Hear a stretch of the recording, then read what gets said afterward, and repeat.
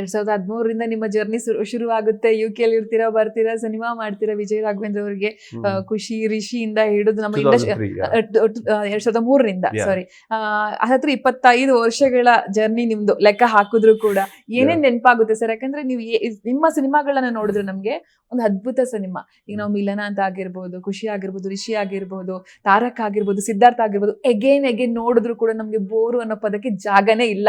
ಮತ್ತೆ ನೋಡೋಣ ಅಂತ ಅನ್ಸುತ್ತೆ ಸರ್. ಅಂತ ಅದ್ಭುತ ಸಿನಿಮಾನ ಕೊಟ್ಟಿದ್ರ. 100% ಡೆವಿಲು ಕೂಡ ಅದೇ ರೀತಿ ಮ್ಯಾಜಿಕ್ ಮಾಡುತ್ತೆ ಅನ್ನೋ ಒಂದು ಹೋಪ್ ನಮ್ಗೆಲ್ರಿಗೂ ಕೂಡ ಇದೆ ಸರ್. ಏನ್ ನೆನಪಾಗುತ್ತೆ ಸರ್ ನಿಮ್ಗೆ ಕುತ್ಕೊಂಡಾಗ? ಈಗ ಲಾಂಗ್ ಜರ್ನಿ. ಇನ್ಫ್ಯಾಕ್ಟ್ ನಾನು ಮೊನ್ನೆ ತಾನೇ ಕೂತು ಮಿಲನ, ವಂಶಿ ಎಲ್ಲ ನೋಡ್ತಾ ಇದ್ದೆ. ನನ್ನ ಮಕ್ಕಳ ಜೊತೆ ಕೂತ್ಕೊಂಡು ಖುಷಿ, ಆಮೇಲೆ ಗೋಕುಲ ತುಂಬಾ ಇಷ್ಟ ಅವ್ರಿಗೆ.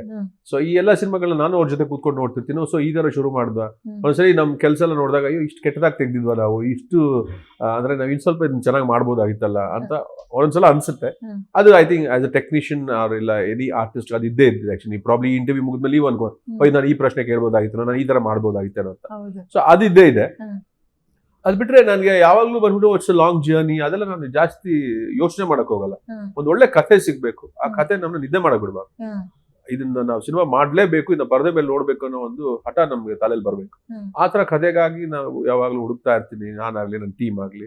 ಸೊ ಸ್ವಲ್ಪ ಪೇಷನ್ಸ್ ಇಂದ ನೋಡ್ತಾ ಇರ್ತೀವಿ. ಅದು ಸಿಕ್ಕಾಗ ಅದನ್ನ ಕೂತು ಒಂದ್ 4-5 ವೆರೈಟಿ ಅದು ಸ್ಕ್ರೀನ್ ಪ್ಲೇ ಮಾಡಿ ಒಂದು ಫೈನಲ್ ಡ್ರಾಫ್ಟ್ ಬಂದು ಅಲ್ಲಿಂದ ಜರ್ನಿ ಸ್ಟಾರ್ಟ್ ಮಾಡ್ತೀವಿ. So that is how it's been I think 22 years now and 9 films. Super sir. 9th film.